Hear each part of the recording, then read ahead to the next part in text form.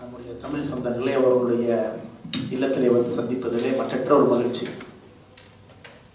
Los Angeles மாநகரம் பக்கத்தில் ஒரு சின்ன ஒரு நம்ம ஊரில் சொல்லணும்னா ஒரு பெரிய கிராமம் என்று சொல்லலாம். அனைவருமே இன்றைய தேதியை தேர்ந்தெடுத்து வேறு வேறு பகுதியிலிருந்து வேறு பணிகள் இருந்தாலும் கூட அதையெல்லாம் பொருட்படுத்தாமல் அனைவரும் இங்கே வந்திருக்கின்றீர்கள். முதல் எங்களுடைய நன்றி கலந்த வணக்கத்தை, ஒரு பெரிய எங்களுடைய மகிழ்ச்சியை உங்களுக்கு தெரிவித்துக் கொள்கின்றோம். உங்களை சந்திக்கும் பொழுது எத்தனை தூரம் நாம் பிரிந்திருந்தாலும் அந்த தமிழ் உணர்வு நம்மை தொடர்ந்து இணைத்துக் கொண்டிருக்கும் என்பதற்கு இது ஒரு சாட்சி. இது ஒரு பெரிய மாநகரம் கிடையாது. ஒரு பெரிய மாநகரத்தில் ஒரு கம்யூனிட்டி சென்டரில் அதை போன்ற இடத்தில் நாம் சந்திக்கவில்லை. ஒரு சிறிய மாநகரத்தில் நீங்கள் நிறைய பேர் பெரிய ஊரில் இருந்து டிராவல் பண்ணி வந்திருக்கலாம். அங்கிருந்து 1 மணி நேரம் 2 மணி நேரம் கூட கடந்து வந்திருக்கலாம்.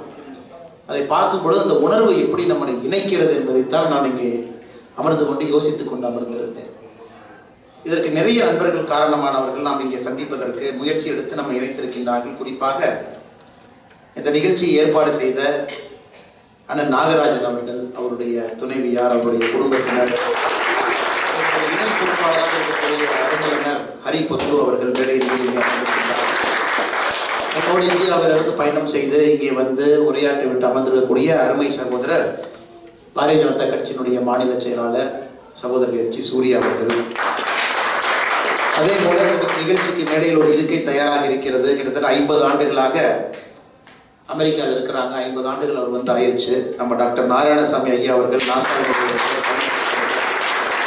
அதே போல இன்னும் 2 மனிதர்கள் வந்திருக்கிறார்கள். டாக்டர் வினோத் அம்பஸ்தா அவர்கள், டாக்டர் அமித் தேசாய் அவர்கள்.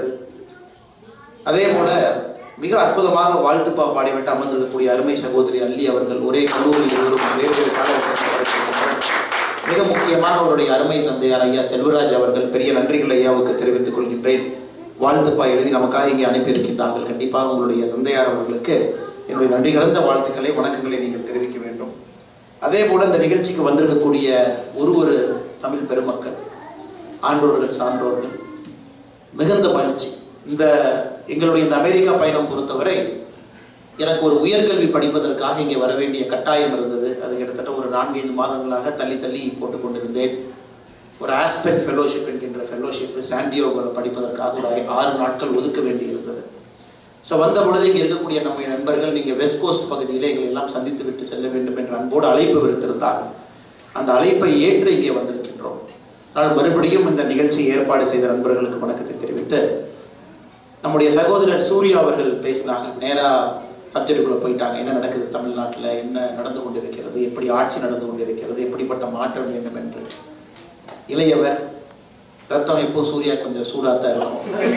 அதனால் நேரடியாக அந்த தலைப்பை கொஞ்சம் எனக்கு நான் ஸ்கிப் பண்ணிட்டேன். நிறைய நீங்கள் பார்க்குறீங்க, நம்ம கடல் கடந்து இருந்தாலும் கூட நீங்கள் அனைவருமே தமிழ்நாட்டை விட அதிகமாக தூரத்தில் இருந்தாலும் கூட தொடர்பை தொடர்ந்து வச்சுருக்கீங்க. நீங்கள் ஊருக்கு ஒரு வருஷத்துக்கு 2-3 முறை வரலாம். ஆனால் இருந்தாலும் என்னை பொறுத்தவரை தினமும் you are connected by heart. ரொம்ப தூரம் இருந்தால் கூட you are connected by heart. அது ஒரு பெரிய விஷயம். இங்கே வந்து பார்த்த பிறகு எனக்கு அது தெரிந்தது. அந்த நிகழ்ச்சியில் கொஞ்சம் பேருக்கு தமிழ் தெரியாமல் இருக்கலாம், எனக்கு தெரியல. ஒரு 10-20% வந்து தமிழ் புரியாமல் தெரியாமல் இருக்கலாம். யாராச்சும் அந்த மாதிரி இருக்கீங்களா? என்னுடைய டசன் அண்டர்ஸ்டாண்ட் தமிழ்? ஓகே. பேசும்பொழுது கொஞ்சம் நான் ஆங்கிலத்தையும் மிக்ஸ் பண்ணி பேசுகிறேன். ஏன்னா நீங்களும் கூட நேரம் கொடுத்து வந்திருக்கின்றீர்கள். உங்களுக்கும் சில விஷயங்கள் தெரியாமல் செல்லக்கூடாது என்பதற்காக கொஞ்சம் ஆங்கிலத்தையும் அங்கங்கே கலந்து பேசுகின்றேன். சகோதரர்களே, இப்போ நம்ம இந்தியாவுடைய பயணம் கடந்த ஒரு 8 ஆண்டுகளாக, கிட்டத்தட்ட 2014 இந்தியாவுடைய பயணம் என்பது இதுவரை சரித்திரத்தில் எந்த ஒரு நாடும் செய்ய துணியாததை நாம் செய்ய ஆரம்பித்திருக்கின்றோம். அதை பற்றி ஒரு 20-25 நிமிடங்கள் பேச வேண்டும் என்பது என்னுடைய ஆசை. ஏன்னா the devil is always in the details என்று சொல்லுவார். நான் அதை மாற்றி the great quality is always in the small things என்று சொல்லுகின்றேன். அதாவது நம்ம நாடு, நீங்கள் தூரத்திலிருந்து பேப்பருடைய ஹெட்லைன்ஸை பார்க்கலாம். What is happening in India? You might see the headlines of the country. இது நடக்குது, மோடிஜி இது செய்கிறாரு, நம்ம நாடு இது நடக்குது, நீங்கள் பெருமைப்படலாம், சந்தோஷப்படலாம். அல்லது அமெரிக்காவில் இங்கே உங்களுடைய கொலீக்ஸ்ட்டை வந்து ஒரு டிபேட் வைக்கலாம். ஆனால் நம்ம அந்த ஹெட்லைன்ஸை விட அதுக்குள்ள நம்முடைய நாடு சின்ன சின்ன விஷயங்கள் என்ன செய்து கொண்டிருக்கின்றோம், அது மூலமாக எப்படிப்பட்ட ஒரு ஃபவுண்டேஷன், ஒரு அடித்தளத்தை போட்டு கொண்டிருக்கின்றோம் என்பதை சொல்லுவது என்னுடைய கடமையாக இருக்கிறது. சகோதரர்களே, 2014 நம்முடைய பாரத பிரதமர் மோடிஜி அவர்கள் ஆட்சி கட்டில் அமர்ந்த பொழுது இந்தியாவினுடைய நிலைமை நமக்கு தெரியும். கிட்டத்தட்ட 45 கோடி மக்களுக்கு ஒரு பேசிக்காக நாம் நினைக்கக்கூடிய ஒரு பேங்க் அக்கௌண்ட் மக்களுடைய கையில் இல்லை. 45 crore Indians did not have a bank account. 45 கோடி மனிதர்களுக்கு ஒரு வங்கி கணக்கு. கிட்டத்தட்ட 130 கோடி பேர் இருக்கக்கூடிய ஒரு நாட்டில் கிட்டத்தட்ட 35% ஒரு பேசிக் அக்கௌண்ட் இல்லை அப்படின்னு ஒரு காலகட்டத்தில் தான் இந்தியா இருந்துச்சு. 18,000 கிராமத்தில், இந்தியாவில் பல கிராமங்கள் இருக்கிறது, லட்சக்கணக்கான கிராமங்கள் இருக்கிறது. 18,000 கிராமத்தில் கரண்ட் இல்லாத கிராமங்களாக நான் எலக்ட்ரிஃபைடு வில்லேஜஸ் 18,000 வில்லேஜஸ் இந்தியாவில் இருந்துச்சு. நம்ம வரும்பொழுது ஒரு ஜஸ்ட் ஒரு மெட்ரிக், ஒரு புரிதலுக்காக ஒரு மெட்ரிக். கடந்த 8 ஆண்டுகளில் கிட்டத்தட்ட 11 கோடி வீட்டில் டாய்லெட் கட்டியிருக்கும். அப்படின்னா 11 crore houses did not have a toilet. 11 கோடி வீட்டுக்கு பேசிக் ஒரு ஹியூமன் டிக்னிட்டி, ஒரு மனிதனுக்கு ஒரு டாய்லெட் என்பது ஒரு ஹியூமன் டிக்னிட்டி. அது இல்லாமல் நம்ம நாடு இருந்துச்சு. 70 ஆண்டுகள் 73 ஆண்டுகள் வேறு வேறு காலகட்டத்திலே வேறு வேறு கட்சிகள், வேறு வேறு ஐடியாலஜி சித்தாந்தங்கள் இருக்கக்கூடிய கட்சிகள் ஆட்சி செய்திருந்தார். ஆனால் இந்த 8 ஆண்டுகளில் நம்முடைய மோடிஜிக்கு இருந்த சவால் பார்த்தீங்கன்னா, எந்த நாட்டில் எந்த ஒரு பிரதமருக்கும் எந்த ஒரு அரசியல் கட்சிக்கும் இல்லாத சவாலை மோடிஜி அவர்கள் எதிர்கொண்டார். ஒரே நேரத்தில் எந்த ஒரு நாடும் பார்க்காத சோஷியல் ஸ்பெண்டிங்கை பண்ணணும். இதுவரை ஹியூமன் ஹிஸ்டரியில் எக்ஸப்ட் சைனா எந்த நாடுமே சோஷியல் ஸ்பெண்டிங்க்கு செய்யாத செலவை செய்ய வேண்டும். டெவலப்மெண்ட்டுக்கு அதே அமௌண்ட் ஆஃப் பணத்தை உள்ள போடணும். அதே கவனத்தை இன்ஃப்ராஸ்ட்ரக்சர் கொடுக்கணும். அதே கவனத்தை டிஜிட்டல் எக்கனாமி கொடுக்கணும். ஒரே நேரத்தில் இந்தியாவை பல இடத்துல முன்னேற்ற வேண்டும் என்கின்ற கட்டாயத்தில் இந்தியா இருந்தது. ஏன்னா நம்ம செய்யல அப்படின்னாக்க the chance for India to reach that pinnacle என்று சொல்லக்கூடிய நேரத்தை நாம் இழந்து விடும். ஏன்னா ஒரு நாட்டுக்கு சில நேரத்தில் மட்டும்தான் அந்த நேரம் வரும். டெமோகிராபிக் டிவிடெண்ட் என்று நாம் சொல்லுவோம்.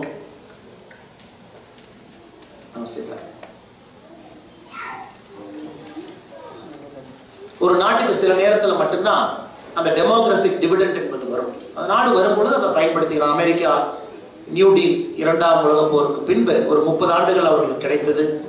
மிக கச்சிதமாக அதை பயன்படுத்தி கொண்டு பிரமிக்க வைக்கக்கூடிய உள்கட்டமைப்பு, இன்ஃப்ராஸ்ட்ரக்சர், பியூட்டிஃபுல் ரோட்ஸ், பெரிய பெரிய பிரிட்ஜஸ், டேம்ஸ், அந்த 30 ஆண்டுகள் எவ்வளவு கட்ட முடியுமோ அவ்வளவு கட்டி வைத்து விட்டார்கள். அதை ஒரு பிளாட்ஃபார்மாக வைத்து அடுத்து வரக்கூடிய பேபி பூமர் ஜென்ரேஷன், அடுத்து வரக்கூடிய டெக்னாலஜிக்கல் ஜென்ரேஷன் அதை பயன்படுத்தி அமெரிக்கா வளர்த்திட்டாங்க. இன்னைக்கு அமெரிக்காவுடைய ஒரு பெர் கேபிட்டா இன்கம் நம்ம பார்த்தோம் அப்படின்னா $70,000 இருக்குது. ஒரு மனிதனுடைய சராசரி வருமானம் அமெரிக்காவில் $70,000, $68,000. இதுவரை எந்த ஒரு ஹியூமன் ஹிஸ்டரி, ஹியூமன் சிவிலைசேஷன்ல ரோமன் எம்பையர்ல இருந்து எந்த ஒரு நாடும் பார்க்காத செல்வத்தை அமெரிக்கா பார்த்து கொண்டிருக்கிறது இந்த காலகட்டத்தில். இதே நேரத்தில் என்ன காரணம் பார்த்தீங்கன்னா, அந்த 40 ஆண்டுகளில் ஏற்படுத்திய உள்கட்டமைப்பை பயன்படுத்தி 40 ஆண்டுகளில் அமெரிக்கா யாரும் பார்க்காத வளர்ச்சியை பார்த்திருக்கு.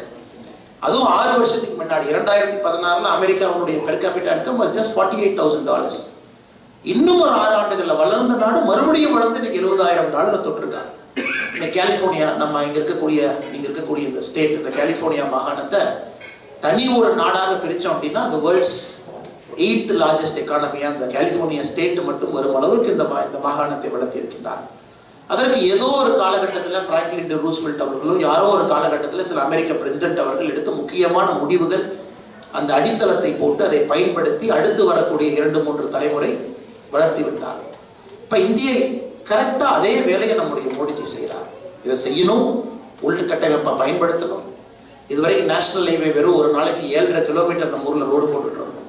இன்னைக்கு அது 25 கிலோமீட்டர் பெர் டே ஆவரேஜாக மாற்றிருக்கோம். ஜஸ்ட் யோசிச்சு பாருங்க. இதே நாடு 2014 ஒரு நாளைக்கு நம்ம போட்ட நேஷனல் ஹைவேவுடைய ஆவரேஜ் கிலோமீட்டருங்கிறது ஒரு நாளைக்கு 7.5 கிலோமீட்டர் போட்டுட்டு இருந்த நாடு இன்னைக்கு 25 கிலோமீட்டர் ஒரு நாளைக்கு போடுறோம். இந்தியா முழுவதுமே வேகமாக ரோடு, எல்லா இடத்துலையும் உள்கட்டமைப்பு, எந்த நாடுமே பார்க்காத ஒரு டிஜிட்டல் எக்கானமியை கிரியேட் பண்ணுறோம். இது அமெரிக்கா கூட யோசிச்சுட்டு இருக்காங்க, எப்படி இந்தியாவில் ஒரு டிஜிட்டல் எக்கானமி கிரியேட் பண்ண முடியும். போன மாதம் முழுமையாக முடிந்த செப்டம்பர் மாதத்தை நீங்கள் எடுத்துக்கிட்டீங்கன்னா ஒரே மாசத்துல 10 லட்சம் கோடி ரூபாய் டிஜிட்டல் டிரான்சாக்ஷன் இந்தியா செலவு பண்ணியிருக்கு. 10 lakh crore ரூபாய் ஒரு மாதம். யாருமே அது நம்மளுடைய அந்த individual transaction ID, UPI ID பார்த்தீங்கன்னா எல்லா நாடும் யோசிக்கிறாங்க. இனிவன் அமெரிக்கன்ஸ் திங்கிங் எப்படி இந்தியாவில் அது முடியுது, அடுத்த கட்டம் எப்படி வளர வேண்டுமோ அதற்கு அடித்தளத்தை மோடிஜி போட்டுட்டு இருக்காங்க. டிஜிட்டல் எக்கானமியை அந்த நாட்டை மாற்றிடுவோம் அப்படின்னு. அதே நேரத்தில் வீடு இல்லாதவர்களுக்கு வீடும் கட்டுறோம். ஸோ எந்த ஒரு கட்சிக்குமே எந்த ஒரு பிரைம் மினிஸ்டருக்குமே இல்லாத ஒரு சேலஞ்சை மோடிஜி எடுத்திருக்காரு. அது நம்ம பார்க்க வேண்டிய ஒரு விஷயம். ஏன்னா 11 கோடி பேர்த்துக்கு ஒரு இடத்துல கழிப்பறை, டாய்லெட் கட்டுறாரு. 18,000 கிராமத்துக்கு கரண்ட் போகாத கிராமங்களுக்கு first time an electricity has entered into 18,000 villages in India. India is 100% electrified. அது ஒரு மிக வேகமாக உதாரண ஸ்கீம். இப்போ எப்படி உங்களுக்கு சான் பிரான்சிஸ்கோவில் 3 ஏர்போர்ட் இருக்குது, போர்ட்லேண்ட் இருக்குது, பக்கத்தில் போனால் இங்கே ஒன்று இருக்குது. அதே போல் இப்போ சென்னைக்கு 2வது ஏர்போர்ட்டு, மும்பைக்கு 2வது ஏர்போர்ட்டு, டெல்லிக்கு 2வது ஏர்போர்ட் வர வேண்டுமான்னு ஃபீசிபிலிட்டி ஸ்டடி பண்ணிட்டு இருக்காங்க. இந்தியாவும் அடுத்த கட்டத்தை நோக்கி செல்கிறது. நமக்கும் பெரிய மாநகரத்தில் 2, 3வது விமான நிலையத்தை கொண்டு வர வேண்டும். ஸோ அதை நம்முடைய நண்பர்களுக்கு, குறிப்பாக நம்முடைய சொந்தங்களுக்கு இங்கே சொல்ல வேண்டும் என்பது என்னுடைய கடமை என்று நான் நினைக்கின்றேன். இது பேப்பரில் ஒரு பெரிய ஒரு செக்ஸி ஹெட்லைன்ஸாக வராது, இது நடக்க போகுதுன்னு வராது. ஆனால் இது அனைத்துமே மிகப்பெரிய அடித்தளத்தை போட்டு கொண்டிருக்கின்றோம். அதே போல் இங்கே நிறைய பேர் சாஃப்ட்வேர் ப்ரொஃபஷனல்ஸாக இருக்கீங்க. சாஃப்ட்வேர் ப்ரொஃபஷனல்ஸ் இப்போ இந்தியாவை பொறுத்த வரைக்கும் சொல்லுவாங்க, ஒரு சாஃப்ட்வேர் கண்ட்ரி. குறிப்பாக இந்தியர்கள் அமெரிக்கா வர்றாங்க. அமெரிக்காவில் வெள்ளையர்களை விட அமெரிக்காவில் த ஒயிட்டஸ்ட் ஆஃப் ஒயிட் அமெரிக்கன்ஸை விட பெர் கேபிட்டா இன்கமில் the Indian Americans are leading என்பதை கேட்பதற்கு நமக்கு அங்கே பெருமையாக இருக்குது. இந்தியாவில் அந்த வார்த்தையை கேட்பதற்கு ஒரு சிங்கிள் குரூப், ஒரு சிங்கிள் ரேஷியல் குரூப் அமெரிக்காவில் ஹையஸ்ட் ஏர்னிங் குரூப் யாருன்னு பார்த்தீங்கன்னா இந்தியன் அமெரிக்கன்ஸ். அதுக்கப்புறம் தான் ஜூயிஷ் அமெரிக்கன்ஸ், அதுக்கப்புறம் தான் ஒயிட் அமெரிக்கன்ஸ் வர்றாங்கன்னா அப்போ நம்முடைய திறமை கடல் தாண்டி இங்கே இருக்கக்கூடிய நண்பர்கள் உங்களுடைய திறமையை காட்டி கொடுத்தாங்க. இந்தியாவில் போன ஃபினான்ஷியல் இயரில் இந்தியாவில் மொத்தமாக சாஃப்ட்வேர் இன்ஜினியர்ஸ் மட்டும் பெரிய கம்பெனி எல்லாம் சேர்ந்து ஹையர் பண்ணது பார்த்தீங்கன்னா 4,52,000 பேர். இது இந்தியன் ஹிஸ்ட்ரியில் இதான் ஹையஸ்ட் ஹையரிங் என்ன சிங்கிள் இயர். போன வருஷம் 4,52,000 சாஃப்ட்வேர் இன்ஜினியர்ஸை நம்முடைய நண்பர்கள் வேறு கம்பெனி ஹையர் பண்ணியிருக்காங்க. Big company, small companies, medium companies. அதில் முக்கியமாக பார்த்தீங்கன்னா 2015 to 21 வரைக்கும் 6 ஆண்டுகளில் 1,28,000 பேட்டன்ட் ஃபைல் பண்ணியிருக்கோம் டெக்னாலஜியில் மட்டும். ஏன்னா எப்பவுமே சொல்லுவாங்க இந்தியன்ஸ் ரொம்ப குவாலிட்டி, இந்தியன்ஸ் டெக்னாலஜி உங்களுக்கு இருக்குது, ஆனால் பேட்டன்ட் ஃபைலிங்கில் ரொம்ப பின்னாடி இருக்கீங்க. இப்போ 1,28,000 பேட்டன்ட்ஸ் ஃபைல் பண்ணியிருக்கோம். 4,52,000 குவாலிட்டி சாஃப்ட்வேர் இன்ஜினியர்ஸ் ஒரே வருஷம் ஹையராக இருக்காங்க. இதெல்லாம் ஃபண்டமெண்டலாக நம்முடைய நாட்டை மாற்றிக்கிட்டு இருக்கு. Fundamentally our country is changing. எப்படி அடிப்படை மாற்றம் வேண்டும் என்று சொல்லுவார்கள், அது இந்தியாவில் இப்போ நடக்க ஆரம்பிக்கும். முதலாக நம்முடைய நாட்டை எல்லா பக்கம் பார்க்கும் பொழுது தி எக்ஸ்ட்ரீம் பாவர்ட்டி, அதாவது புவரஸ்ட் ஆஃப் புவர்னு சொல்லுவோம். $1 80 ரூபாய்க்கு கீழே யார் வருமானம் வச்சு வாழ்கிறாங்களோ புவரஸ்ட் ஆஃப் புவர் நம்முடைய யுனைடெட் நேஷன்ஸுடைய குறியீடு சொல்லுது. இன்னைக்கு இந்தியாவில் extreme poverty has come down to 1% and below. 1% கீழே நம்முடைய எக்ஸ்ட்ரீம் பாவர்ட்டியை கொண்டு வந்திருக்கோம். அது ஒரு பெரிய சாதனை. 8 ஆண்டுகளில் கிட்டத்தட்ட 4.5%, 5% இருந்த extreme poverty has come down to below 1%. இது அனைத்துமே ஒரே நேரத்தில், இது எப்படி சொல்லணும்னா சின்ன குழந்தைங்க சொல்லுவாங்க, அதாவது அவெஞ்சர்ஸு, ஹீமேன், சூப்பர்மேன் எல்லா ஹீரோ ஒரே நேரத்தில் சண்டை போட்டால் எப்படி இருக்குமோ அந்த சேலஞ்சை மோடிஜி பண்ணுறாரு. இதையெல்லாம் தாண்டி இன்டர்நேஷனல் லெவலில் இந்தியா அப்படின்னு சொன்னோம்னா முதலாக எல்லாருமே திரும்பி பார்க்குறாங்க. அறிவன் இந்தியன் அப்படிங்கிறாங்க. ஒரு ஏர்போர்ட்டில் பார்த்தீங்கன்னா தனியாக ஒரு இந்தியனை கூப்பிட்டு பாடி ஃப்ரெஸ்கிங் எல்லாம் பெருசாக பண்ணுறது இல்லை. இப்போ இந்தியான்னு சொன்னாவே ஒரு பெரிய கௌரவம், ஒரு பெரிய மரியாதை. இப்போ நிறைய இடத்துல நான் நேற்று கூட ஒரு சின்ன சாண்டியோகா பக்கத்தில் ஒரு சின்ன கவுண்டியில் போய் இந்தியான்னு சொன்னோன்னா யூஆர் ஃப்ரம் மோடிஸ் கண்ட்ரி அப்படிங்கிறாங்க. இது அனைத்துமே நமக்கு ஒரு பெருமை.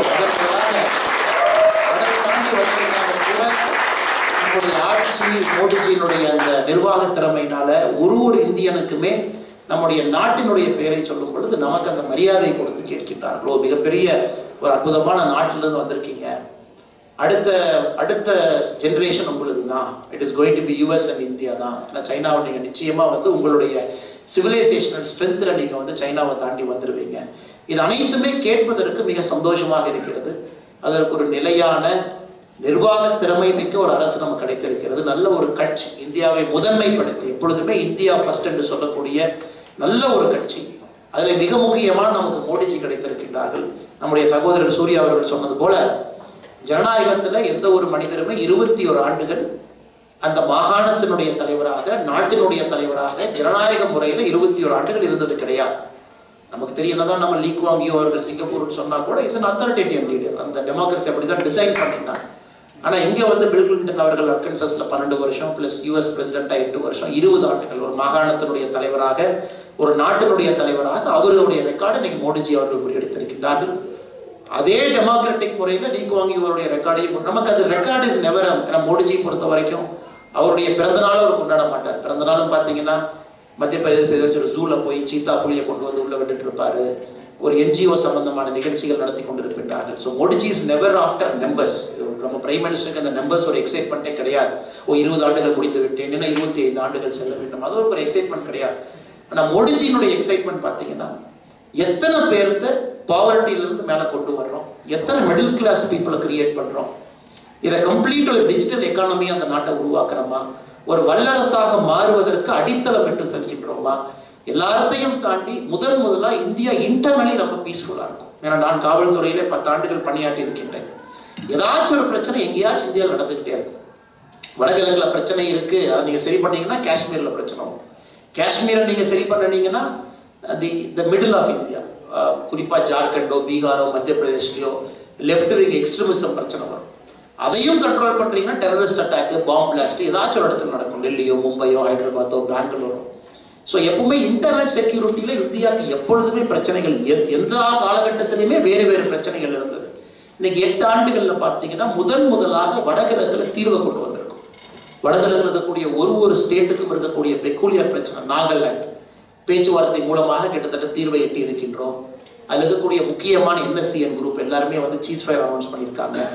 சைனாவுடைய பார்டரில் மட்டும் சைனாக்காரங்க இன்டென்ஷனலாக பண்ணக்கூடிய அந்த ஸ்கிரிமிஷை தவிர அங்கேயும் நம்ம கண்ட்ரோலில் வச்சிருக்கிறோம். காஷ்மீரை பொறுத்தவரை முழுமையான ஒரு தீர்வு கிட்டத்தட்ட நம்முடைய காலகட்டத்தில் நம்ம லைஃப் டைம்ல able to see a peaceful Kashmir.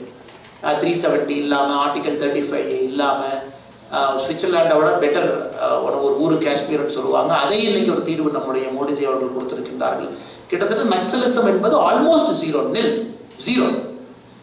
ஜார்க்கண்டோ, நீங்கள் பீகாரோ, நீங்கள் மத்திய பிரதேஷோ, எந்த வெஸ்ட் பெங்கால் ஜங்கல் மஹால் எங்கே எடுத்தாலும் கூட முதலாக நக்சலிசமுக்கு ஒரு தீர்வையும் கொடுத்திருக்கின்றோம். டெவலப்மெண்ட் வர அனைத்துக்கும் ஒரு தீர்வு. ஏன்னா எல்லோருமே வந்து வேறு மாதிரி யோசித்து கொண்டிருந்த பொழுது மோடிஜி மட்டும்தான் யோசிச்சாரு. இந்தியாவில் 900 மாவட்டம் இருக்கு, 900 டிஸ்ட்ரிக்ட்ஸ் இந்தியாவில் இருக்கு.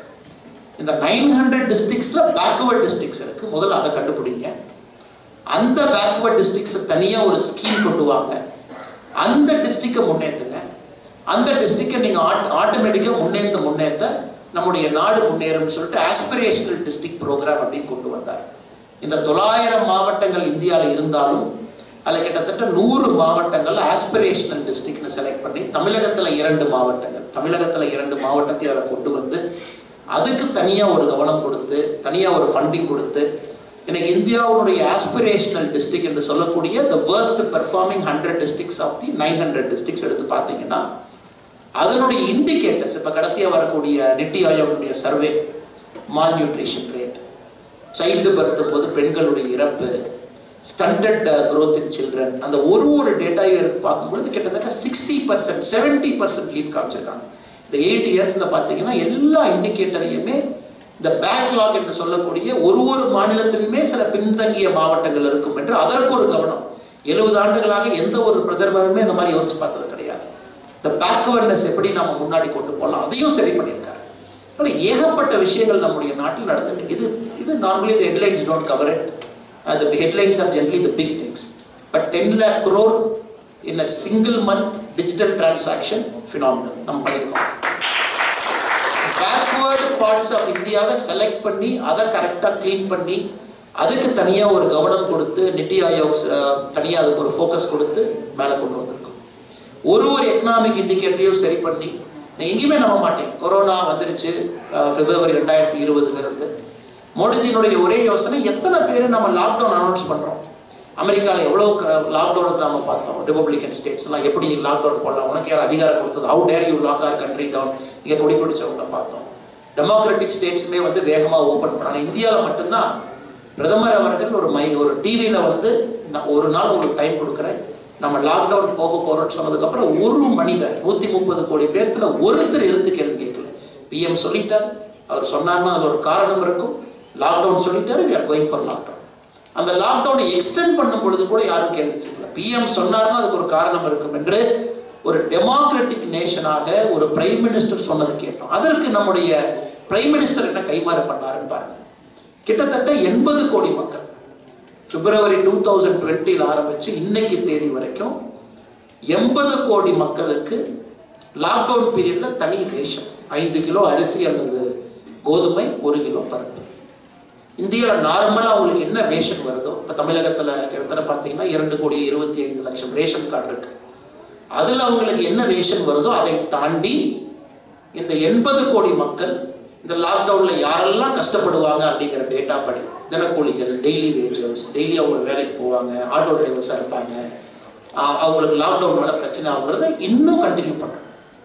2020 பிப்ரவரி ஆரம்பித்து கிட்டத்தட்ட 2.5 ஆண்டுகள் தாண்டி இன்றும் மாதத்திற்கு அவர்களுக்கு 5 கிலோ அரிசி அல்லது கோதுமை, 1 கிலோ பருப்பு.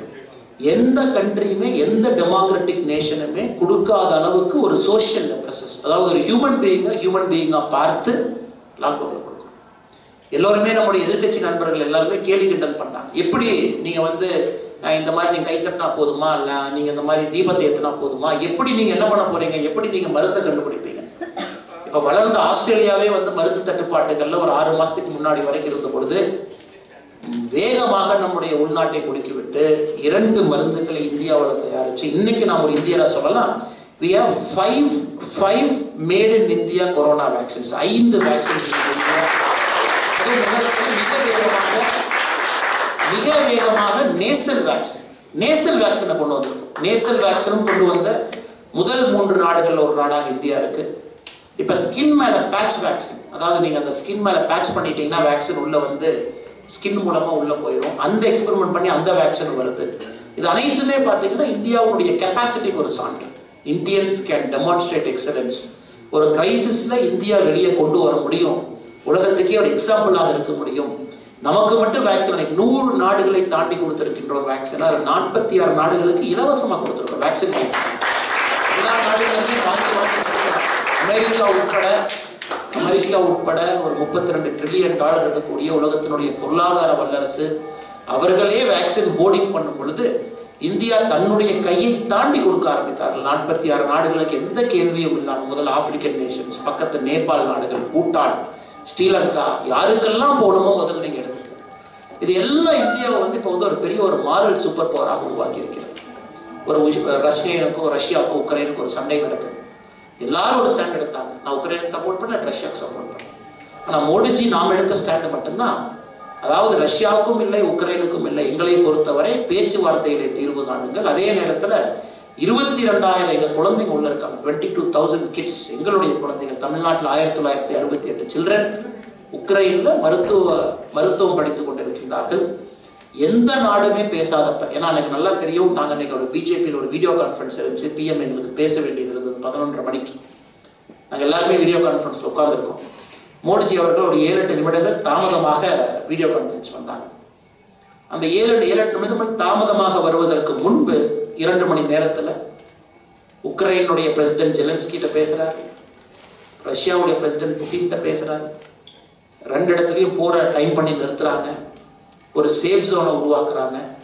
அதுவும் கிட்டத்தட்ட 5 பகுதியில் சேஃப் ஜோன், 5 இடத்துல வேறு பகுதி, வேறு கண்ட்ரி, நெய்பரிங் கண்ட்ரிக்குள்ள நம்முடைய குழந்தைகள் வெளியே கொண்டு வரப்படுகின்றார்கள். அந்த 5 பக்கத்து நாடுகளுக்கும் 5 மத்திய அமைச்சர்கள் அதற்கு முன்னாடி அனுப்பப்பட்டிருக்கின்றார்கள். நம்முடைய இந்தியன் ஏர்ஃபோர்ஸ், ஒரு 5 பிரைவேட் நிறுவனத்தினுடைய விமானங்கள், கிட்டத்தட்ட 100க்கும் மேற்பட்ட சாட்டிகள்.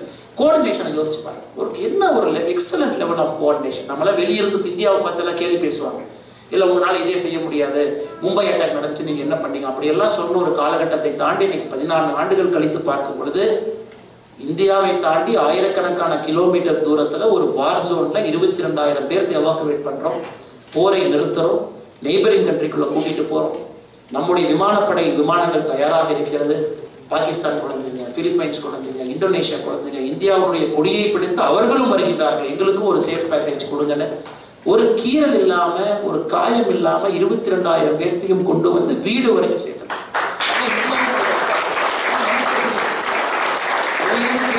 பேசிய காலமெல்லாம் தாண்டி இப்போ இந்தியாவை பொறுத்தவரை ஒரு மாரல் சூப்பர் பவராக எல்லோருமே ஏற்றுக்கொள்ள ஆரம்பித்து விட்டார். இந்தியா சொன்னால் சரியா இருக்கும். உதாரணத்திற்கு யோகா டே.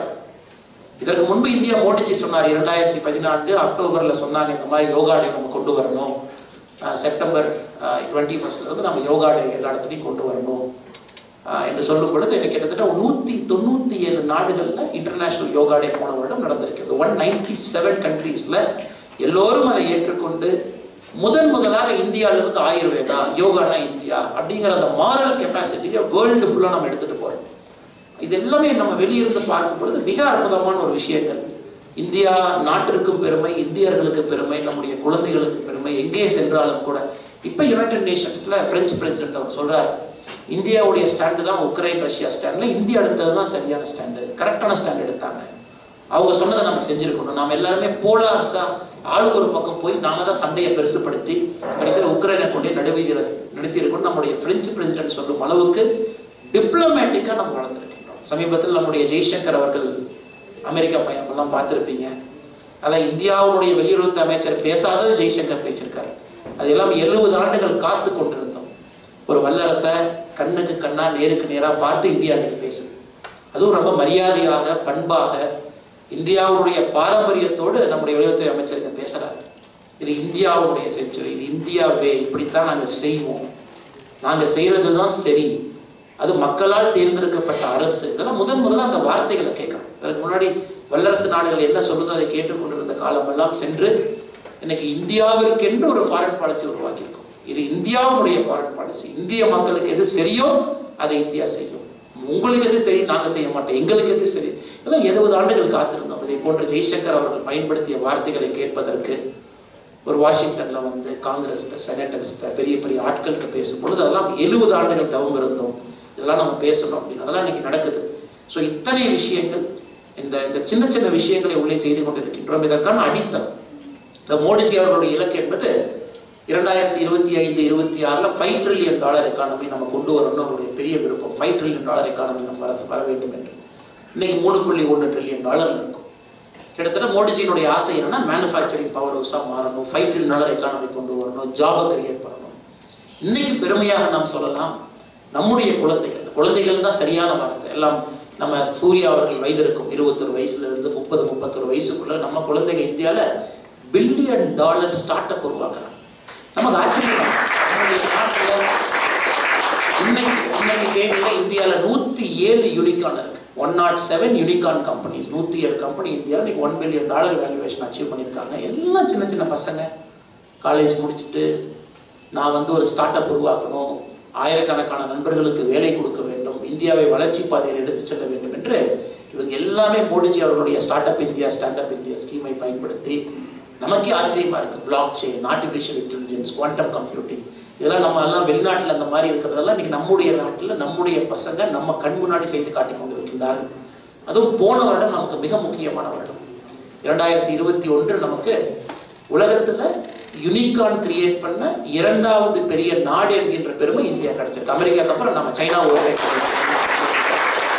இந்தியாவுடைய டெக்னிக்கல் டெமான்ஸ்ட்ரேஷன், நம்முடைய நாட்டில் எந்த அளவுக்கு நம்ம குழந்தைகள் ஒரு டெக்னாலஜி பேஸ் பண்ணி படித்து முடித்து விட்டு அப்ளிகேஷன் ஆஃப் டெக்னாலஜி அதை இந்தியா பயன்படுத்தி எப்படி வளர்கிறது என்பதற்கெல்லாம் மிகப்பெரிய சான்றாக இது நடந்து கொண்டிருக்கிறது. தினமும் நமக்குள்ள காம்படிஷன், நம்ம குழந்தைகளுக்குள்ள competition, sky is the limit. அதனால் அந்த மோடிஜி அவர்கள் வைத்திருக்கக்கூடிய 2026 டார்கெட் $5 ட்ரில்லியன் எக்கானமி என்பது ஈஸியாக சுலபமாக நாம் அடைந்து விடுவோம். எந்த மாற்று கருத்தும் இல்லை. மிக சுலபமாக $5 ட்ரில்லியன், அதற்கப்புறம் $10 ட்ரில்லியன், அடுத்த குறியீடு $10 ட்ரில்லியன் கொண்டு வரணும். எகெயின் டெக்னாலஜி பேஸ்ட் என்டர்பிரைஸ் உருவாக்க வேண்டும், லட்சக்கணக்கான வேலை வாய்ப்புகள் உருவாக்க வேண்டும், ஆயிரக்கணக்கான இளைஞர்கள் வேறு வேறு படிப்பிலிருந்து வர்றாங்க. இதெல்லாம் ஒரு பக்கம் நடக்குது. இன்னொரு பக்கம் Modi ji skill training program, Pradhan Mantri Kaushal யோஜனான்னு ஆரம்பிச்சிருக்காங்க. அதாவது எல்லா குழந்தைகளுமே இன்ஜினியர் ஆக முடியாது, எல்லா குழந்தைகளுமே டெக்னிக்கல் எக்ஸ்பர்ட் ஆக முடியாது. சில குழந்தைகள் வந்து ஸ்கில்லிங் ப்ரோக்ராம்குள்ள போகணும், அவர்களை பயன்படுத்தி நாடு ஒகேஷனல் கோர்சஸ்ல பண்ணணும்னு இன்னைக்கு தேதியில் லட்சக்கணக்கான இளைஞர்கள் நம்முடைய ஸ்கில் ட்ரைனிங் ப்ரோக்ராம்.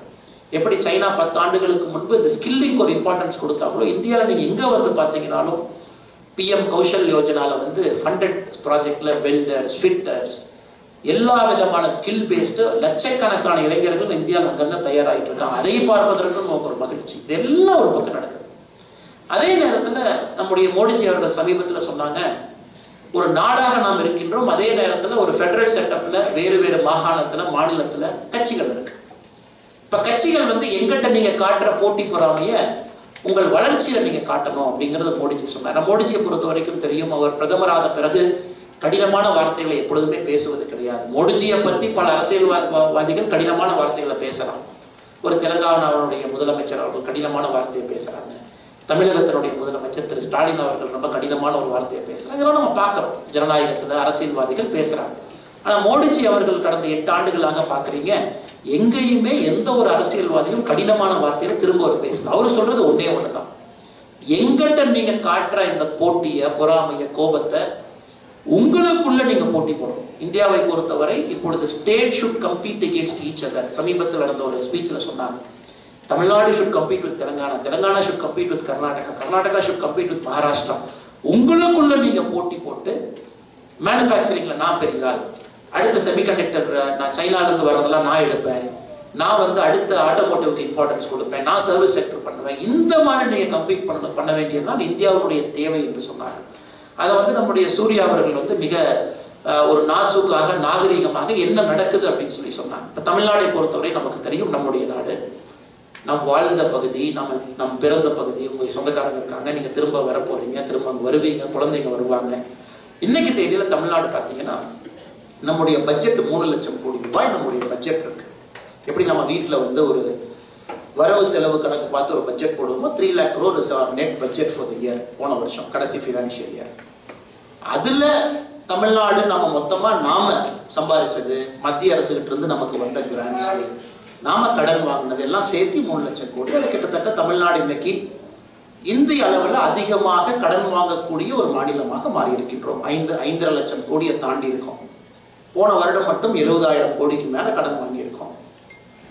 நாம சொந்தமா 1,69,000 கோடி ஏர்ன் பண்ணியிருக்கோம். மத்திய அரசு 70,000 கோடி கிராண்ட் நீர் கொடுத்துருக்காங்க. இன்னொரு 70,000 crore நம்ம வந்து கடன் வாங்கியிருக்கோம். ஸோ 3 லட்சம் கோடி பட்ஜெட் போடக்கூடிய ஒரு மாநிலத்தினுடைய வருமானம் 1,60,000 கோடி இருக்கு. அதுல டாஸ்மாக்னுடைய வருமானம் 34,000 கோடியா இருக்கு. அப்படின்னா யோசிச்சு பாருங்க. அதாவது உங்களுடைய நெட் இன்கம்ல கிட்டத்தட்ட வந்து net income 1,60,000 crore 34,000 crore TASMAC, மிச்சம் எல்லாமே உங்களுக்கு கிராண்ட் நீடா கடனா வருது. அப்படி இருக்கும் பொழுது எவ்வளவு பெரிய ஒரு தப்பான ஒரு பாதையிலே தமிழகம் செல்ல ஆரம்பித்திருக்கிறது என்பது ஒரு பக்கம் பார்க்குறோம். இன்னைக்கு நம்ம அமெரிக்காவில், நம்ம கலிஃபோர்னியா ரோடெல்லாம் பார்க்குறோம். கிட்டத்தட்ட 40 ஆண்டுகளுக்கு முன்பு ஒரு சாலை போட்டிருந்தாலும் கூட மிக அற்புதமாக போட்டிருக்காங்க. ஒரு உள்கட்டமைப்பை மேம்படுத்தி அதன் மூலமாக நாட்டினுடைய வளர்ச்சி நமக்கே தெரியவா தெரியுது. வளர்ந்த கலிஃபோர்னியாவுக்கு போனாலும் சரி, நெவடாவுக்கு போனாலும் சரி, இன்னொரு மாநிலத்துக்கு போனாலும் சரி, பியூட்டிஃபுல்லாக கட்டியிருக்காங்க. ஆனால் இன்னைக்கு தமிழ்நாட்டில் கேபிட்டல் எக்ஸ்பெண்டிச்சர் நம்ம பணம் போடுறோமா அப்படின்னு கேட்டிங்கன்னா இல்லை.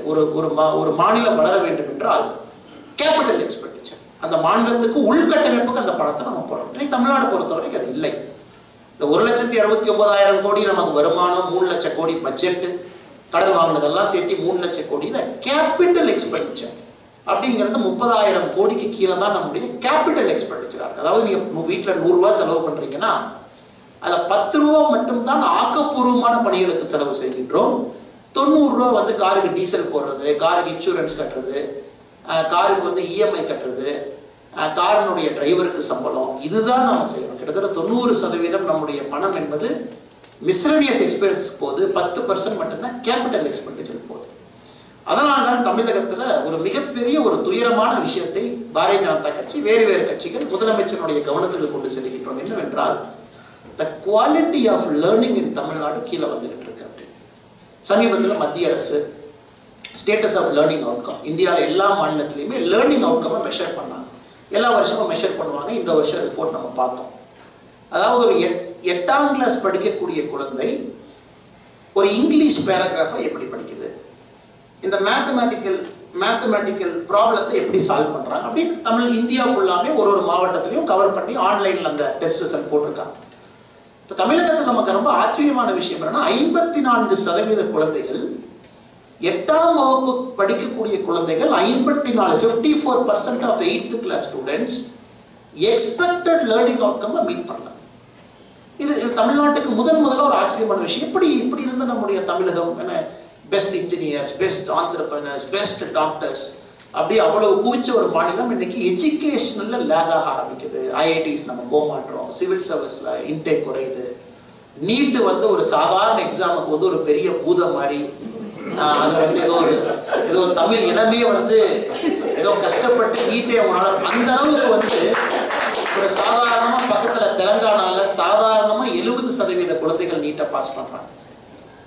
பழங்குடியினர்கள், அதாவது ஸ்கெட்யூல்டு ட்ரைப் என்று சொல்லக்கூடிய மலைவாழ் சகோதர சகோதரிகள் ஆராம்சே நீட்டை பாஸ் பண்ணுறாங்க. தமிழ்நாட்டில் வந்து தட்டு தடுமாறி அவங்களுக்கு ஹார்லிக்ஸ் பூஸ்டர்லாம் கொடுத்து அதுக்கு வந்து ஒரு பெரிய சாதனை போல இந்த மாநில அரசு ஸ்டிக்கர்லாம் ஒட்டி அவ்வளவு கஷ்டப்பட்டு ஒரு சாதாரண என்ட்ரன்ஸ் எக்ஸாமை குழந்தைகள் தட்டு தடுமாறி பாஸ் செய்வதை கொண்டாடி கொண்டிருக்கின்றோம்.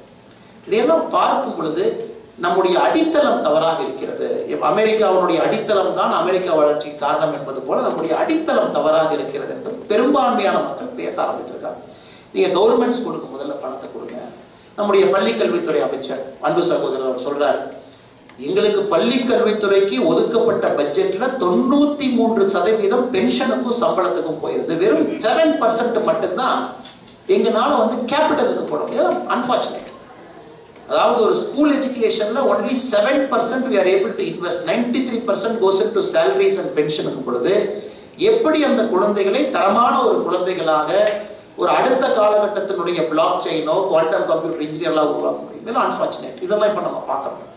முதல்ல நம்முடைய பப்ளிக் இன்ஃப்ராஸ்ட்ரக்சர், ரோட்டுக்கு பணம் போட முடியல, கிரீக்கிங்.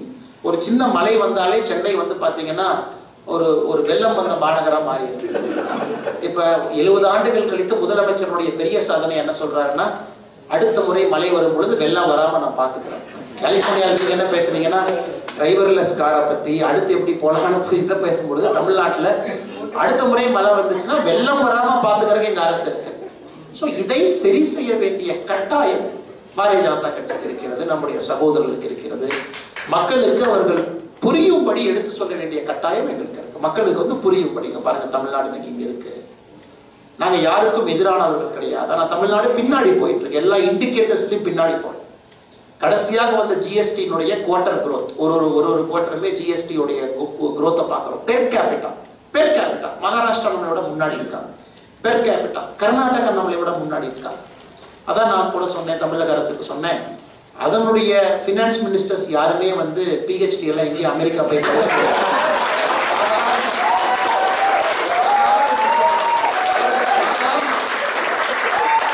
சாதாரண நிதியமைச்சர்கள், கர்நாடகாவில் இருக்கிற ஒரு சாதாரண நிதியமைச்சரோ மகாராஷ்டிராவில் இருக்கிற சாதாரண நிதியமைச்சரோ ஜிஎஸ்டியில் பெர் கேபிட்டா க்ரோத் தமிழ்நாட்டை விட எப்படி அதிகமாக அவர்களால் காட்ட முடிந்தது.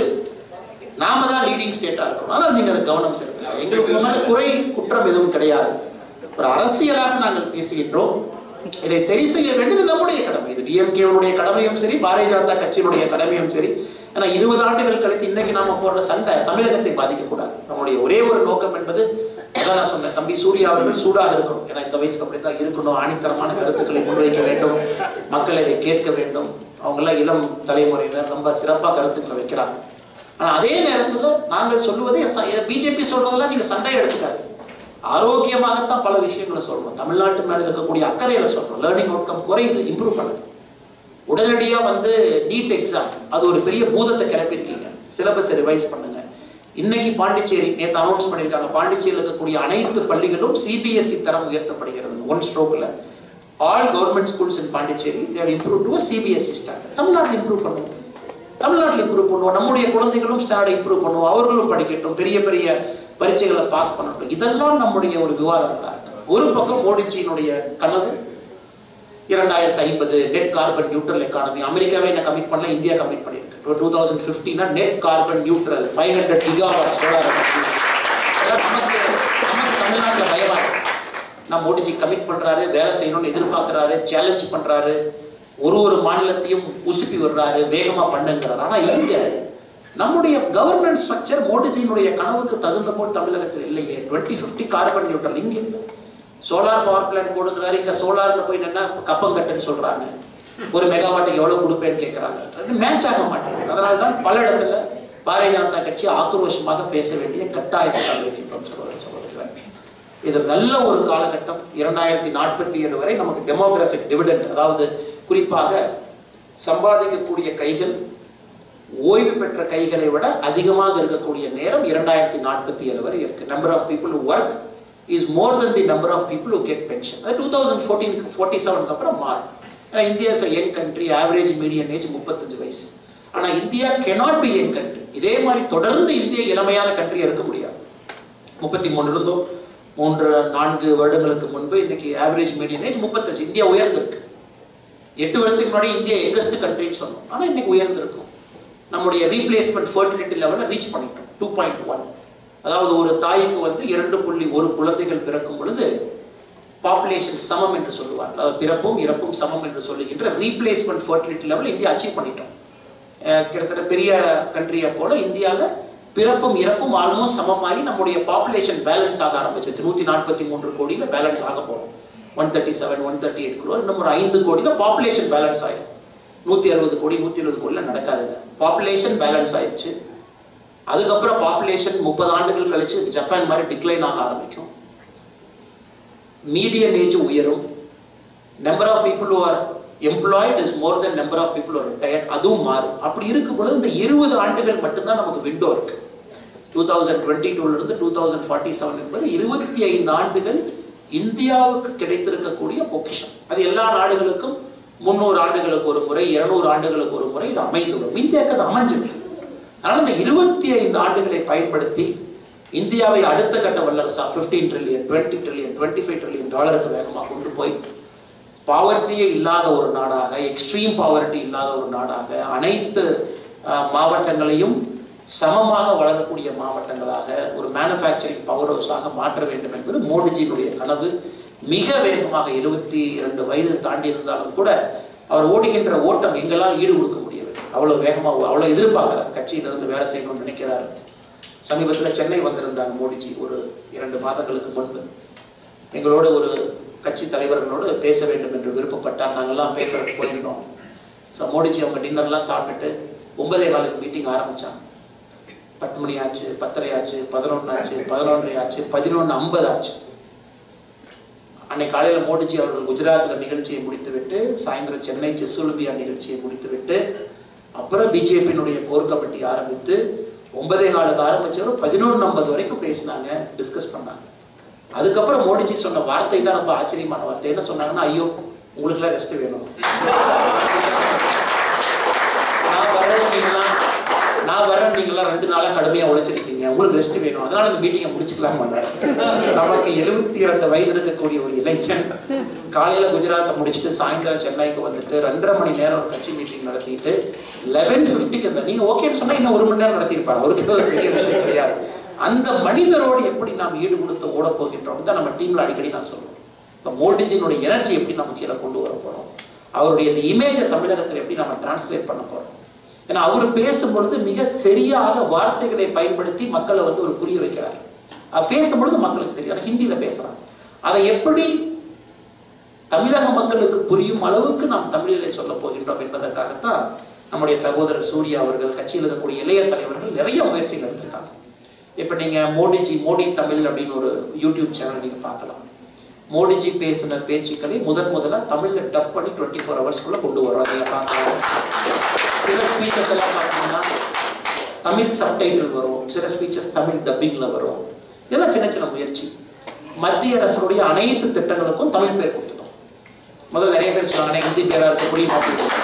அனைத்து பேர்களுக்கும் தமிழ் பேர் கொடுத்து அதே கீழே பிரபலப்படுத்த ஆரம்பித்து அதே கீழே வந்து நம்முடைய பிஜேபியினுடைய போஸ்டர் வேறு வேறு இடத்துல அந்த பேரை மட்டும் பயன்படுத்துங்க, அதை மட்டும்தான் பேச வேண்டும் என்று பேச ஆரம்பித்திருக்கின்றோம். இதெல்லாம் ஒரு பக்கம். சமூக வலைதளத்தில் நம்முடைய கட்சி என்பது இன்னைக்கு பாரதிய ஜனதா கட்சி சித்தாந்த ரீதியில் வந்து பாரதிய ஜனதா கட்சி அடித்துக் கொள்வது கட்சி. யாரோ தமிழ்நாட்டில் பிஜேபி பற்றி திட்டுறாங்கன்னா இங்கிருந்து பதில் வந்து வெச்சுருவால இருந்து வரும், பதில் வந்து லாஸ் ஏஞ்சல்ஸ்ல வரும், பதில் வரும், நியூயார்க்லேருந்து பதில் வரும். அதனால அவங்களுக்கு குழப்பம் யார் எங்கிருந்து பதில் சொல்றாங்க, எந்த டைம் ஜோனுக்குலாம் பதில் சொல்றாங்க, நைட் 2 மணிக்கு பதில் போடுறாங்க, 4 மணிக்கு பதில் போடுறாங்க. அந்த அளவுக்கு சமூக வலைதளத்துல கட்சியினுடைய வளர்ச்சி சித்தாந்த அடிப்படையில் பேச்சு அடிப்படையில் வளர்ந்திருக்கிறது. இப்பொழுது பாரதிய ஜனதா கட்சி கீழே அதையும் உங்களுக்கு சொல்ல வேண்டும். 66,000 பூத் தமிழகத்தில் இருக்கு. பூத்து தான் மிக முக்கியம். நண்பர்கள் அங்கதான் வந்து ஓட்டு போடுவாங்க. பூத்துல ஆட்கள் இருக்க வேண்டும். இன்னைக்கு 66,000 பூத்துல கிட்டத்தட்ட 90% பூத்துல முழுமையாக பாரதிய ஜனதா கட்சி தலைவரோடு என்று அமர்ந்திருக்கின்றார்கள். பூத்துக்கு ஒரு தலைவர், அந்த தலைவருக்கு ஒரு டீம். இப்போ மோடிஜி வரும்பொழுது நிறைய பூத்து தலைவரை பார்க்க வச்சோம். சமீபத்தில் 2 விசிட் வந்த பொழுது பூத் தலைவர் வந்து சொன்னாங்க, நான் வந்து இந்த ஊர் இந்த கிராமம் அதனுடைய பூத்து தலைவர். மோடிஜி ஆச்சரியப்பட்டார். ஏன்னா பூத்து தலைவருக்கு முக்கியத்துவம் கொடுக்க ஆரம்பித்திருக்கின்றோம். அந்த ஊர்ல 1000 பேர்த்துக்கு இருக்கக்கூடிய பூத்து தலைவர் முக்கியமானவர். 9ஆம் தேதி நாளை மறுநாள் கூட தமிழகத்தில் ஒரே நேரத்தில் தமிழகத்தில் அனைத்து பூத்திலும் மீட்டிங் நடக்குது. 66,000 பூத்துலையுமே நம்முடைய தலைவர்கள் சென்று பூத்தில் ஒரு மரத்துக்கு கீழே உட்கார்ந்து மோடிஜியினுடைய பயனாளிகள் எல்லாம் சந்தித்து மீட்டிங் செய்கிறாங்க. இது போன மாதம் 23ஆம் தேதி செஞ்சோம். செப்டம்பர் 23, மறுபடியும் அக்டோபர் 9. இப்போ பூத் அளவில் கட்சி தலைவர்கள் எவ்வளவு பெரிய தலைவராக இருந்தாலும் கிராமத்தில் பூத்தில் போய் நீங்கள் கீழே உட்கார்ந்து கிராமத்தில் அந்த ஓட்டை வாங்கி கொடுக்கணும்னு சொல்லிட்டு இன்சார்ஜ் கொடுத்துருக்கோம். எல்லா தலைவர்களும் பூத்தை தத்தெடுக்க வேண்டும் என்று டெல்லியிலிருந்து மத்திய அமைச்சர் வந்தாலுமே பூத்து கூட்டிட்டு போறோம். எவ்வளவு பெரிய மத்திய அமைச்சர் வந்தாலும் பூத்து கூட்டிட்டு போய் காட்டுறோம், பூத்துல பாக்குறாங்க. ஆனால் கட்சி அடிப்படையில் அடியிலிருந்து வளர்க்க வேண்டும் என்று அந்த முயற்சி வந்து கொண்டிருக்கிறது. கடைசி 5 நிமிடம் அடுத்து என்ன நடக்கும், 2024 எப்படி நடக்கும்? நான் நிறைய இடத்துல சொல்லுவேன், என்ன கேட்பாங்க, இந்த மாதிரி பத்திரிகை நண்பர்கள் கேட்பாங்க, 2025 எவ்வளவு சீட்டு வாங்குவீங்க அப்படின்னு. நான் உங்களுக்கு தெரியும், ஓப்பனாகவே நம்முடைய கட்சியிலிருந்து ஒரு இலக்காக சொல்லுகின்றோம் 25 எம்பிக்கள் பாரதிய ஜனதா கட்சி பெறும். ஒரு நண்பர் கேட்டார், அண்ணே 25 கொஞ்சம் அதிகமாக இருக்கேண்ணே, கரெக்டாக யோசிச்சு சொல்லுங்க. நான் சொன்னேன், அண்ணா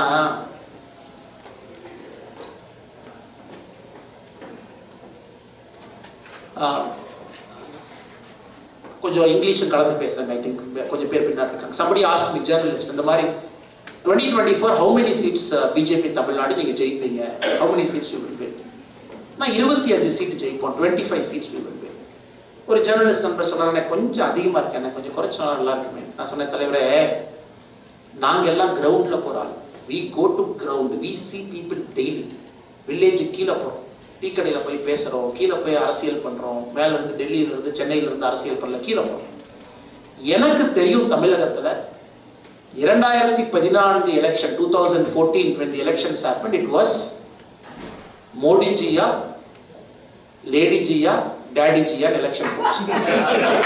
ஜெயலலிதா அவங்க அந்த மாதிரி எலெக்ஷனை கொண்டு போயிட்டாங்க. ஸோ தமிழ்நாட்டில இருந்து ஒரு டெபுட்டி பிரைம் மினிஸ்டர் வருவாங்க, ஜெயலலிதா வருவாங்க. It was a different context of election. 2019 was a paid campaign, anti Modi campaign. இவங்களாவே paid campaignலாம் போய் சொல்லி நடத்தினாங்க. That was a very abnormal election. 2024 first time ஒரு கிராமத்தில் போய் விருதுநகரில் போய் நம்முடைய சகோதரர் ஆட்டோ டிரைவர்கிட்ட போய், அண்ணே மோடிஜி திரும்ப ஜெயிப்பாரண்ணே. என்னண்ணே சொல்றீங்க, மோடிஜி 400 சீட்ல வருவாருன்னு பேசிக்கிறாங்க.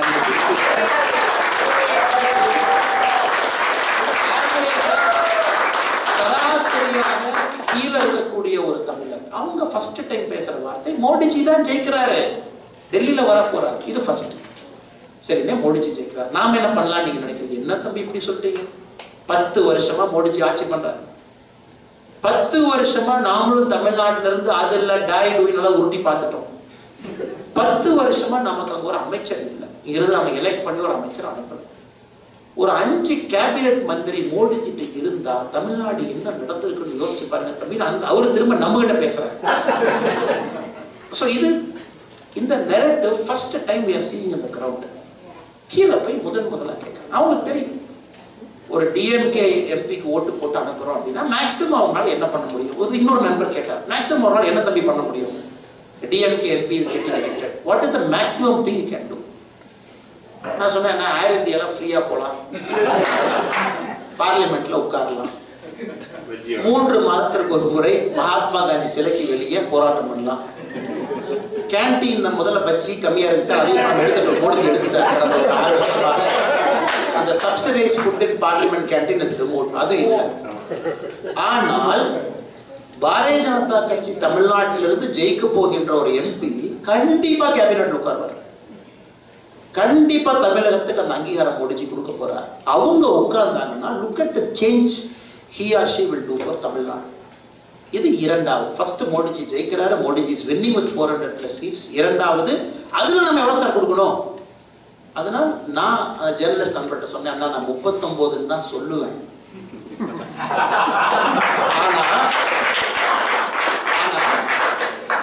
உங்களுக்கு இன்னும் கிரவுண்டு புரியல, எனக்கு கிரவுண்டு புரியுது. உங்களுக்கு புரியாதனால உங்களை தயார்படுத்துவதற்காக 25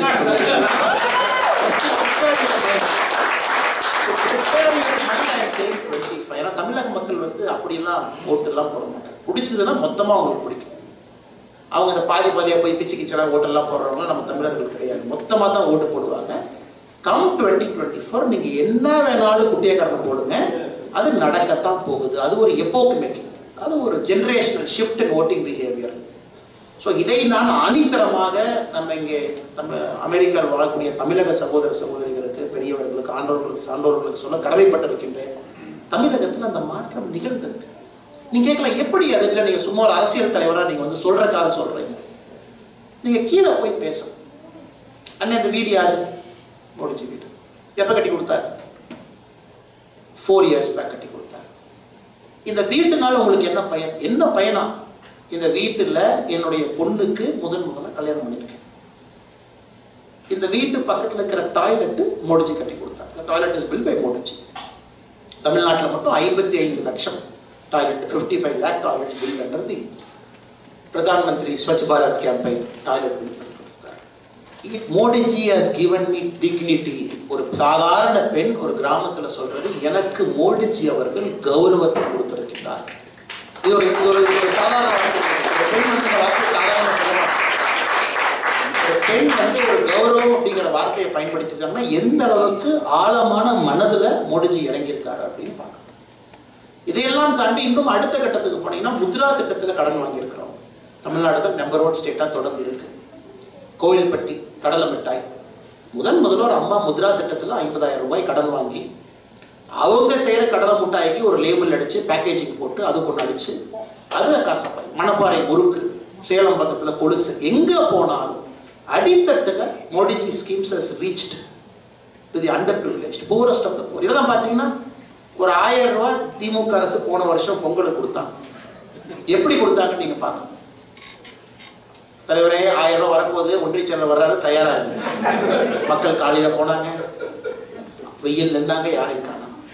சாயந்தரம் போனாங்க, வெயில் நின்னாங்க, யாரையும் காணோம். அடுத்த நாள் காலையில் போனாங்க, அடுத்த நாள் சாயந்தரம் அந்த 1000 ரூபாய் கொடுக்குறதுக்கு முன்னாடி அவங்க ஒரு 3 மணி நேரம் ஸ்பீச் எல்லாம் கொடுத்து அதிமுக காரன் போஸ்டர்லாம் போட்டு அதுக்கப்புறம் 1000 ரூபாய். அதான் நாம் யார்ட்டையும் சொன்னோம், இன்னைக்கு இந்தியாவில் இந்த 45 கோடி ஜன்தன் ஃப்ரீ அக்கௌண்ட்ல நாம டிரான்ஸ்ஃபர் பண்ண பணம் மட்டுமே 2,22,000 கோடியை டிரான்ஸ்ஃபர் பண்ணியிருக்கோம். இதெல்லாம் எங்களுக்கே தெரியாது. போனாலும் ஒரு பட்டம் அனுப்புறாரு. 46 லட்சம் விவசாயிகளுக்கு 6,000 ரூபாய் வருஷத்துக்கு போய் உட்காருது. பட்டன் அமுத்துறாரு. ஜன்தன் அக்கௌண்ட் கொரோனா டைம்ல 500 போய் உட்காருது. Transformational politics. அதாவது முன்னாடி பாலிடிக்ஸ்னா ஏதோ நாம் ஏதோ பிச்சை போடுற மாதிரி, அவர்களுடைய பணத்தை அவர்களுக்கு கொடுப்பதற்கு ஏதோ பிச்சை போடுவதை போல அதுக்கு ஒரு டிராமாலாம் பண்ணதெல்லாம் மோடிஜி உடைச்சு இதை பண்ணியிருக்காங்க. இது பெண்கள் பேச மாட்டாங்க, ஆனால் பெண்களுக்கு தெரியும்.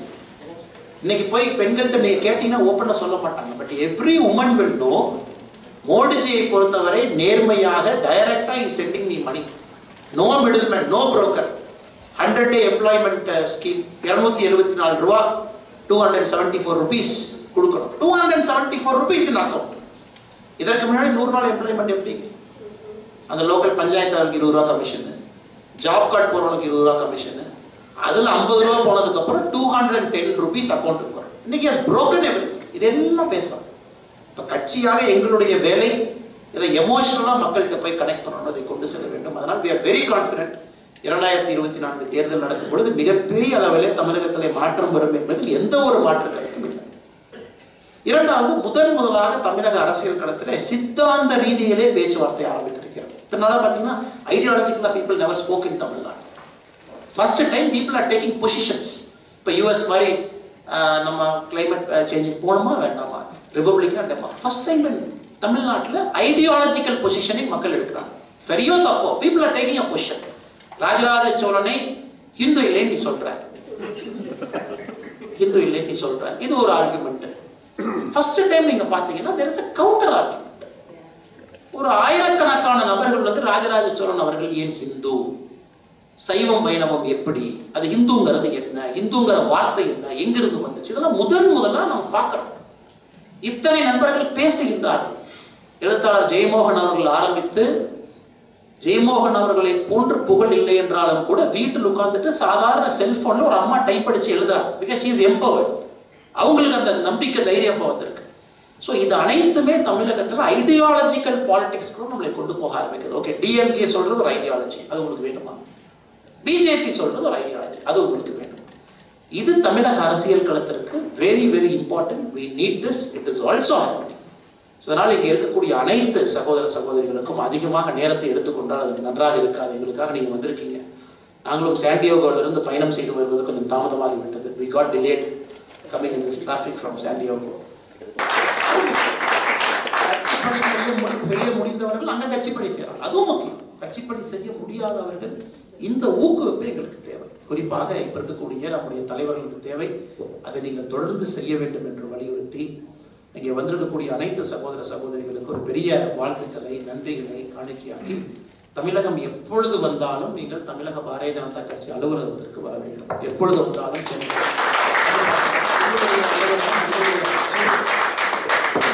நீங்கள் வந்து பார்க்க வேண்டும். எப்படி இந்த கட்சி வளர்ந்து கொண்டிருக்கிறது, எப்படி முன்னேற்றம் அடைந்து கொண்டிருக்கிறது, எந்த மாதிரி விஷயங்களை செய்கிறோம்னு. ஸோ இந்த நண்பர்கள் இருக்கின்றார்கள், ஏற்பாடு செய்த நண்பர்கள் இருக்கின்றார்கள் தொடர்புக்கு. I would like to pay my compliments to senior leaders of the Tamil community, of the Hindu community, Indian community, Dr. Vinod Ambastha, Dr. Amit Desai ji, both of them are very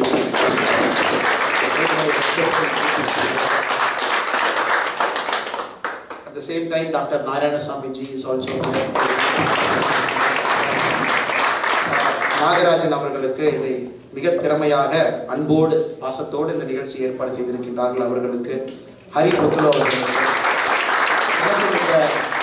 இந்த மடம், இந்த கோயில் இருக்கக்கூடிய மடத்தினுடைய சாமிஜிக்கும் எனக்கும் ஒரு 13 ஆண்டு காலம் ஒரு தொடர்பு இருக்கிறது. உடுப்பியிலே நான் காவல்துறை கண்காணிப்பாளராக இருந்த பொழுது இந்த சாமிஜி ரொம்ப நெருக்கமான ஒரு சாமிஜி. அவர்கள் எப்பொழுதும் கூட நல்ல முறையில் எனக்கு தொடர்ந்து ஆசீர்வாதம் கொடுக்கக்கூடிய ஒரு சாமிஜி. உடுப்பியிலே அவருடைய மட்டத்திற்கு எப்பொழுதுமே செல்வேன் என்று அமெரிக்காவில் அவங்களுடைய கோயிலுக்கு வந்து அங்கே உங்களை சந்தித்ததில் மற்றற்ற மகிழ்ச்சி.